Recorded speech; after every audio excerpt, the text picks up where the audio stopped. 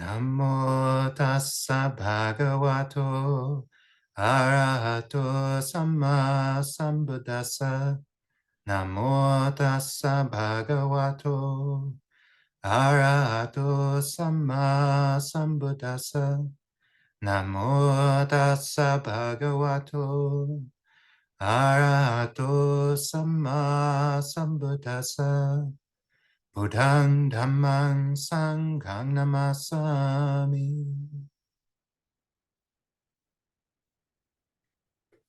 Homage to the Buddha, Dhamma, and Sangha. The Buddha, teacher who gave the Dhamma, the teaching on truth, which has been passed down through all the generations, to the Sangha, those of us living in the present moment, trying to bring these teachings into reality in every moment.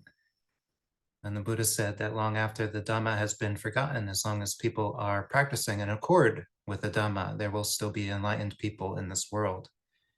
And so it's a lot of gratitude to be here with you. And I say gratitude very, very easily as to talk about this bright state of appreciation. And this is the theme of the day. And this theme of gratitude came up a couple of weeks ago. Somebody asked, like, where is gratitude in the Pāli canon?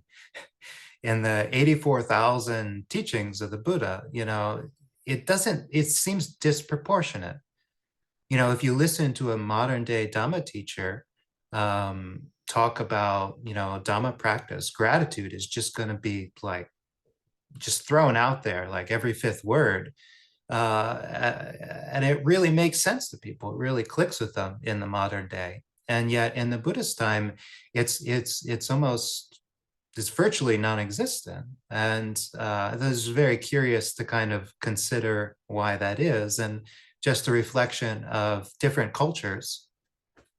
But I think that in probing this, we can also get down to the part of the Dhamma, which is akaliko, which is a Pāli word we use as the epithet of the Dhamma. And akaliko means it's not limited to place or time. Kali is an era or epoch. And the Dhamma it doesn't belong to one generation, one culture, one time period. So there's something about gratitude. There's something about appreciation. There's something about thankfulness, which is universal. Even if back in the Buddha's time, it was counterintuitive to even talk about it as a thing. So why is that? To think in Asian culture, Eastern culture, in ancient culture, it was this idea of filial piety, or the idea of appreciation for one's parents and ancestors, was extremely strong. And this was an idea that just pervaded the culture. So you're born into a culture where your parents have given to you, have sacrificed to you. You're utterly dependent on them, and as they were to their parents, as their parents were to their parents, and so on. And so you're born into a sort of debt, that you can't possibly repay, because you're born, you have nothing, you can do nothing for yourself, and your parents provide for you until you grow up. And then you're spending the rest of your life trying to help pay back this incredible debt of generosity to your parents. And so this is the culture that arose, and the idea of sort of shunning that debt or shunning that responsibility to your ancestors is just so counterculture. It was the mark of somebody who's in a really bad spot. They're cultivating some seriously unwholesome dhammas. And I was just talking with a woman 2 days ago who was Vietnamese, but actually came to America when she was 13. And even though she has grown up in this culture, like what translated just from being in a Vietnamese household, the idea of gratitude. I said gratitude. She's like, oh, just so much appreciation for my parents and so much love for the teachers and the Sangha for passing all these things on. It's like the word gratitude was just like instantaneous as like, you should respect and appreciate and love and be thankful for all of the things that you've received. And it's like, of course, how could you not be? We are so blessed. All of that is to say that I think seeing a number of people who've grown up in Western society, we all kind of get the joke, right? It's kind of, there's something a little funny about our culture where there is something, and it's hard to quantify, some idea of a parent's responsibility to the children, which did not exist in that ancient culture. It's like, well, really, what have my parents done for me?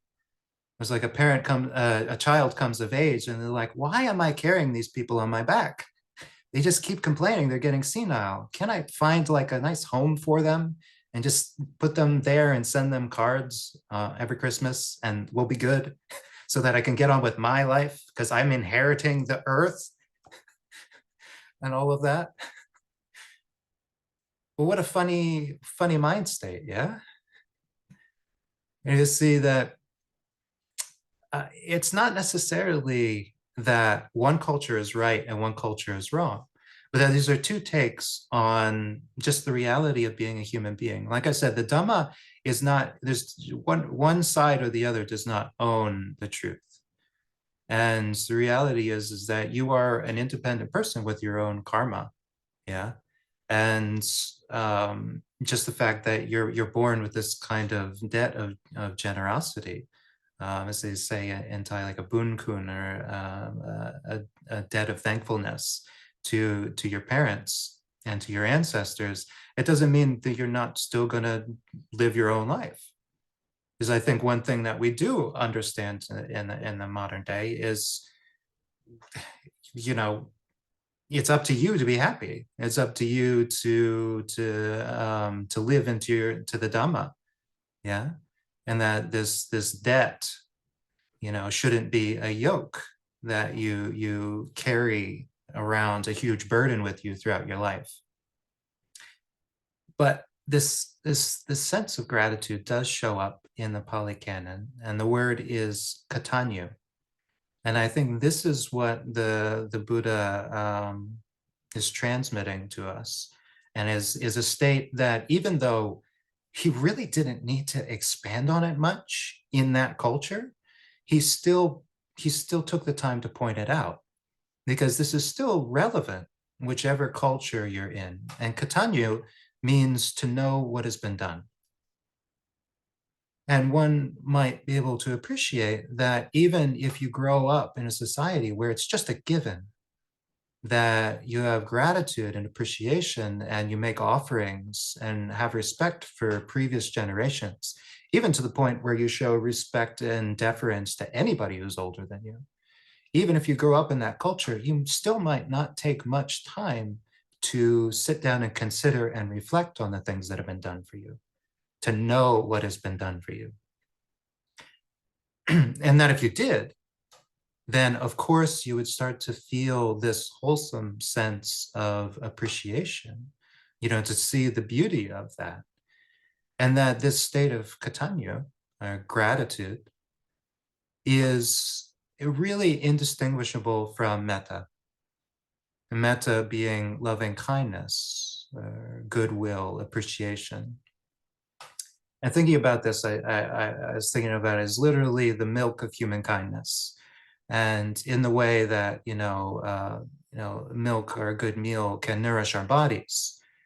Yeah, food, just basic food, doesn't do much to nourish our hearts. It's actually the fact that we get this food from other sources external to ourselves, and that we consume it, and that we're nourished by it, and that we can feel that flow of energy from an external source to ourselves, that allows us to nourish our heart, to know that we are being sustained by the gifts of others. Yeah. And whenever we feel this, we feel the heart open. Yeah. Literally, the heart is able to take nourishment. The heart is able to sustain itself through this appreciation. And that's one way, I think, of seeing metta, and of seeing the opposite of metta, ill will or closed-heartedness, is to just say when we're cut off from that. The Buddha does say in the Pāli canon, he says these two things are hard to find in the world, namely someone who is grateful and somebody who is thankful, who actually voices and acts on their appreciation. These two things are hard to find. And of course, the Buddha is saying this into a culture that gives offerings and pays deference and literally bows down to the feet of their parents. And he still says it's still hard to find somebody who sits down and reflects and actually understands the enormity of how much they are receiving from others, and let that kind of open and pry open, the heart, melt all the ice and really warm you from the inside out, nourish you. And he also says that, in the way that they talk about hell, so you're truly screwed if you are an ingrate, if you're ungrateful, if you have that capacity closed off. You literally have no way to nourish your heart. You have no way to recognize all of the good things that are coming to you. And so the first thing we do, as with any metta practice, is recognize that we would like gratitude. This is the first thing. Even if we feel maybe somewhere deep down that maybe this is a little, it's a little rusty, it's a little closed off. I'm not not quite sure how to do this. Yeah, it's like, where do I start? Just starting with, well, this is a wholesome state. Yeah, and that this is a basic, essential part of metta practice, which allows us to be happy. Which is to say, I don't know I've ever heard of a practitioner who can be happy without metta. Because if you're literally dying of thirst, it's hard to be like, this is okay, this is good, I'm happy, I'm free. It's like the very essence of being free is to have an open heart and be able to receive. Yeah.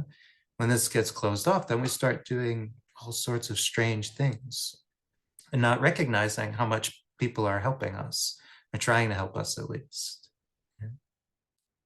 So the first thing we do is just recognizing this distinction. Yeah. Anytime when we're doing this practice, or even suggesting this practice, we have this voice in our head might come up and it's like, oh, what have they done for me? Really, what have they done for me?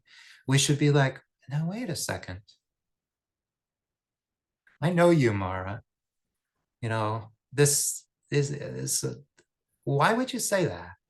Yeah, we should be willing to challenge this. Now, it's not to say we should immediately, right out of the gate, we should have appreciation for everybody, even the people who've done nasty things to us. We're not shooting for the moon right from the get-go. No, we're gonna start, and we're gonna have appreciation for those sources that are purely giving wholesome things to us. Yeah. But it's just to know that whenever that comes up, this is really the opposite of the Dhamma. This is really the opposite of the teaching and the direction of the teaching, to close ourselves off. We don't want to entertain these thoughts. We don't want to nurture these thoughts of, what have they done for me? Or what am I getting out of this? Or, what's in this for me? Yeah. There's like, or any sort of entitlement.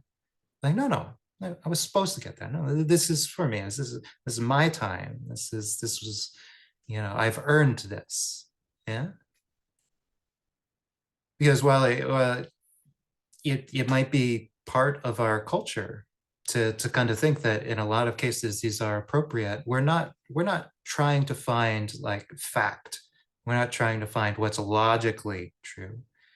True in the terms of the Dhamma is what is harmonious, what is in accord with reality. And as we start to attune ourselves to reality, we find it is simply, there's no way of ignoring the fact that we are not capable of doing everything for ourselves. That somewhere, somehow, somewhere along the way, somebody has helped us. Somewhere. we're like, well, I grow my own food, so nobody gives me food. And it's like, well, do you make your own clothes? Do you build your own house? Do you turn the crank that powers the lights in your house? We can't possibly do all of the things that are required to sustain a human life. Well, it seems like it takes more than one person to sustain the life of one person. Yeah. Recognizing that is not an admission of defeat, but is actually allows us to do this, to open up and realize that, well, our nourishment is going to come from outside. Yeah.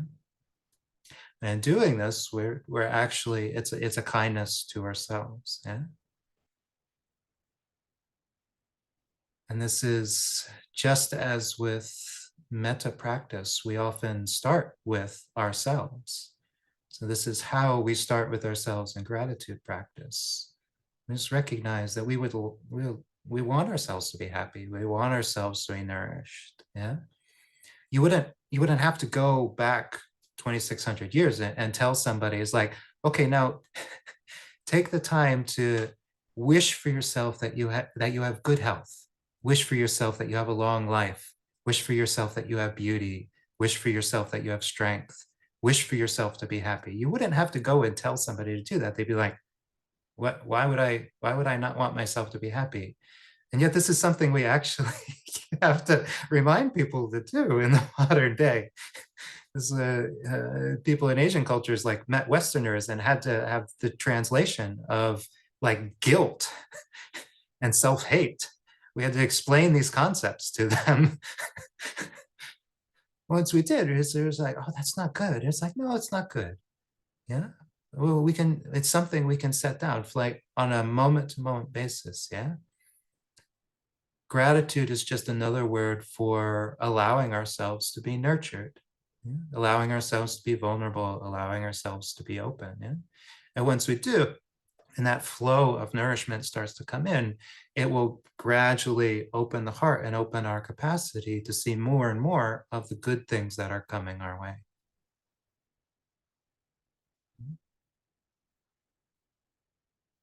So how do we start? Well, the easiest place to appreciate what wholesome things are coming our way is to start with a purely wholesome source.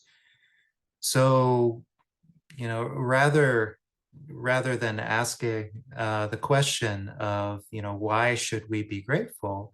In the ancient days, they were really they were puzzling with something else entirely, which is the question of why give? Why give anyway? And they asked, like, why was it that the Buddha taught the Dhamma? He was already enlightened. He felt no sense of like responsibility or need to propagate the Dhamma. And yet he did anyway. And the answer they came up with is a word called anukampa, which shows up a lot in our chanting when we reflect on the anukampa, or the compassion of the Buddha. Yeah. The Buddha taught the Dhamma not because he had to, and it was certainly like not what conduced to the most peaceful, quiet lifestyle, to have thousands of disciples around him all the time building these big noisy monasteries.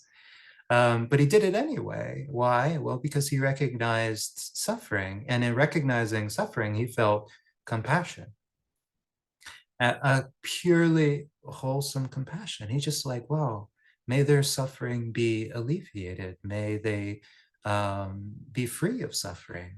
Yeah. And so he gave the Dhamma for this purpose. And by virtue of being the Buddha, being enlightened, being free from greed, hatred, and delusion, we can know that that offering was given completely without strings attached. He knew we would mess it up.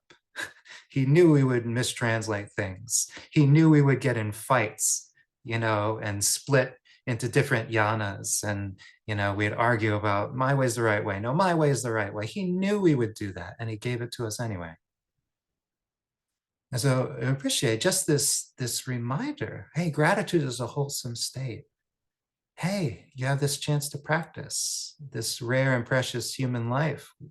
Just this reminder is the Dhamma coming to us through all of the generations of people who decided not to hold on to it, not to keep it for themselves. But they said, oh, look, they're suffering. What if I were to share this? which helps treat that. And so we can know that this was a pure source, and that this Dhamma, which is being given to us, nobody owns it. There's nobody in charge of it. We don't have any kind of debt to anybody. We get the Dhamma, we get to walk off with it.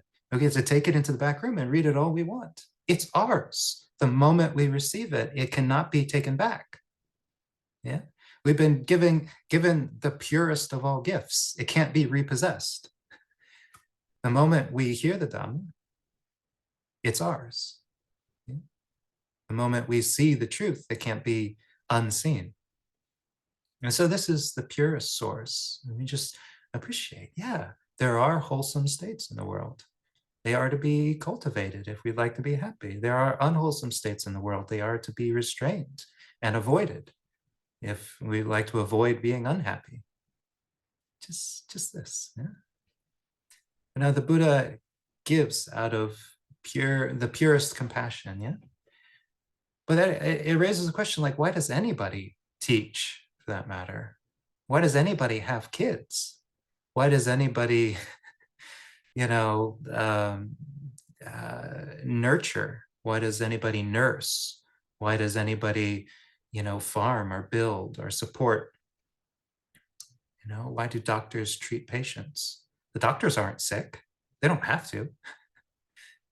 Yeah, and this we start to realize that as we go down from the Buddha, it is possible that people can give with murky intentions. Yeah. And I think this is where some people get tripped up. They recognize that their parents maybe weren't Buddhas.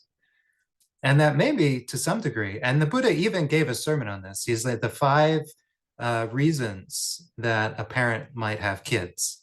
And they were, I should look it up because it's a little funny. They think, well, since we've looked after them, they'll look after us. Or they think they'll do their duty as they should for us. Or they think this way the family traditions will carry on. Or they think, oh, this way there will be somebody to take care of the inheritance. Or they think when we've passed away, our children can give offerings on our behalf. And again, I say that it's a little funny, yeah? Even the Buddha is recognizing that parents are not having children for completely wholesome reasons. They want somebody to carry on the family farm. They want somebody to carry on their name. They want somebody to look after them when they're getting old. But if we recognize that it was possible for the Buddha to give out of a completely pure, wholesome, no strings attached compassion, then in that moment, we are recognizing that that kind of compassion is possible. And so it's entirely possible that our teachers and our relatives and our parents and our friends have given to us, not completely for deluded, greedy, pitying reasons, but out of some thread of this wholesome, unattached, oh my God, they're suffering. Oh, they can't take care of themselves. Oh, what do they need? And can I provide it?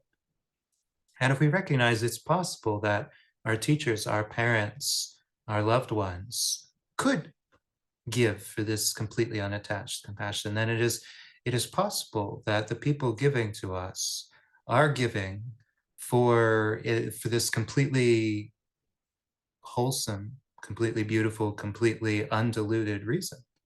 And if it is possible, then of course we should have appreciation for that. Yeah, of course we should be grateful for that. There's no strings attached. There's no thou shalt. There's no burden of gratitude. They were giving not to get something in return. They were giving because they just saw that we were suffering, even if it was just the simple suffering of being a human being. And now we start to understand that. We recognize that, yes, just being a human being entails a tremendous amount of suffering.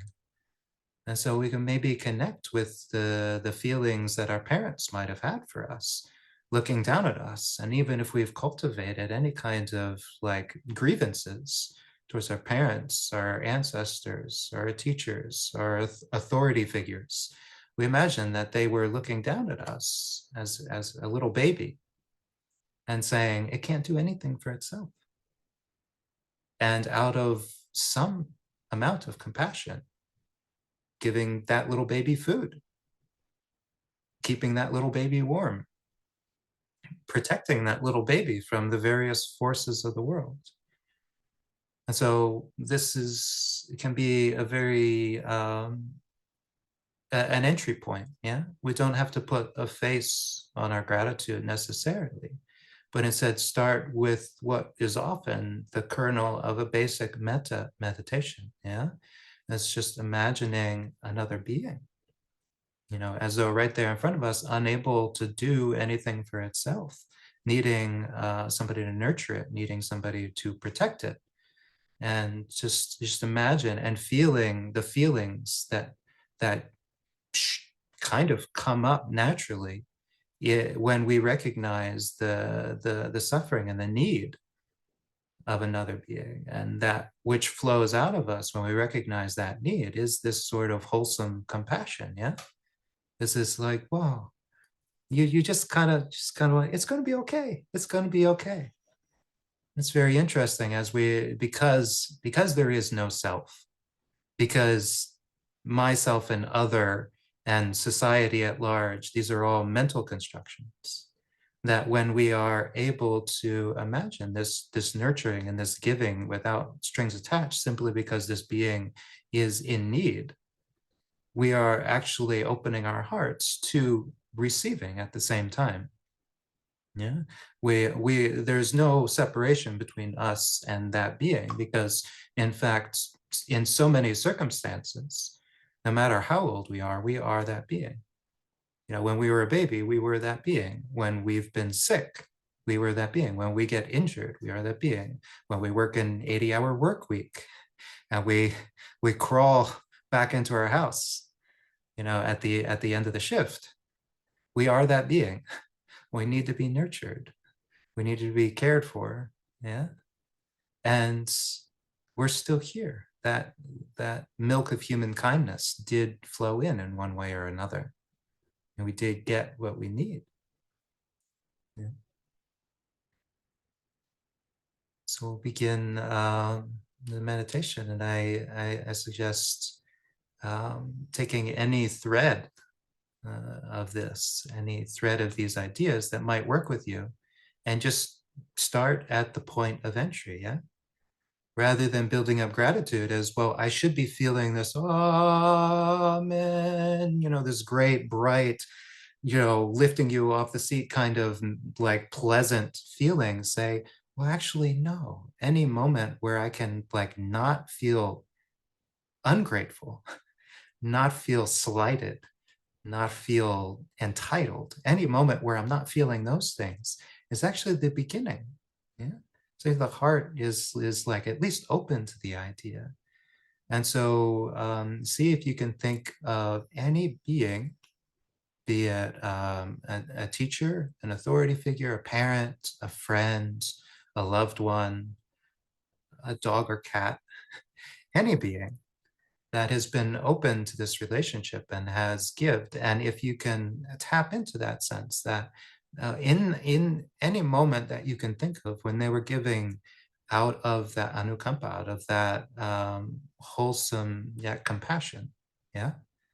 And even a dog or cat is able to do that. You see that you're having a bad day, and they kind of come up and they kind of nuzzle in, and they're made of they're like a living pillow. They're made of fur and warmth and utter devotion, and they come up and they nuzzle under you, and it's like, you didn't have to do that.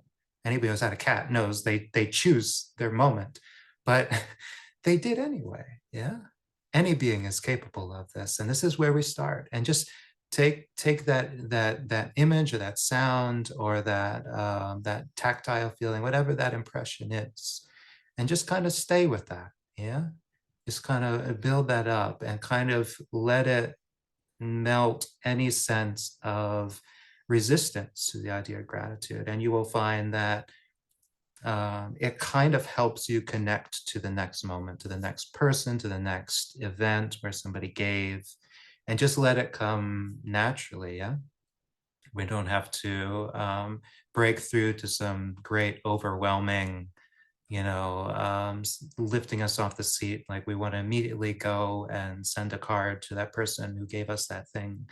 You just start small, start, within arm's reach. What can you remember? What brings up this feeling? And kind of start the day just nurturing this and getting that sense of separation. Like I really want to be grateful, really want to just appreciate. And in that moment, we're actually wanting to be happy. I just want to be happy. I just want to be able to receive. I want to be, part of this wonderful exchange. Yeah. And so we'll begin with sitting and walking meditation, and we'll leave the room open. I suggest for your own schedule, if I don't usually set a very exacting schedule, and this is because in a monastery, I'm going to be pulled one way or the other. But and as with you, I'd suggest if you are going to be keeping the retreat and you do like schedules, then me as an authoritative teacher will say, okay, on the half hour, you either decide either I want to continue sitting or I want to do some walking meditation. And then, just note for half hour. And on the half hour, you decide, okay, do I want to sit or do I want to keep walking? And just kind of set your own schedule based on that. Don't spend every minute like checking in with yourself. Am I tired yet? Do I want to sit back down? Am I tired yet? Just check in on the half hours, and in this way, kind of let let the day kind of flow, and see if you can hang out in these spaces. But remember, the keys is like allowing yourself to be happy, allowing yourself to receive, the things that will support you, yeah, and kind of nurturing this. And then in the afternoon, hopefully we'll be ready to I mean, you don't have to make a list. We'll do that in the afternoon, just enumerating all the different sources and wonderful ways, and the sun streaming in, and oh, this food is coming from such beautiful. I mean, we'll get there. We'll get there. Yeah. But in the moment, just anything simple and within reach. Yeah. And nurture this sense of gratitude, appreciation. Okay. We'll keep going until noon Eastern time, and then we'll break for lunch. And please stick around, and I'll let you know the slots in just a minute for the one-on-ones.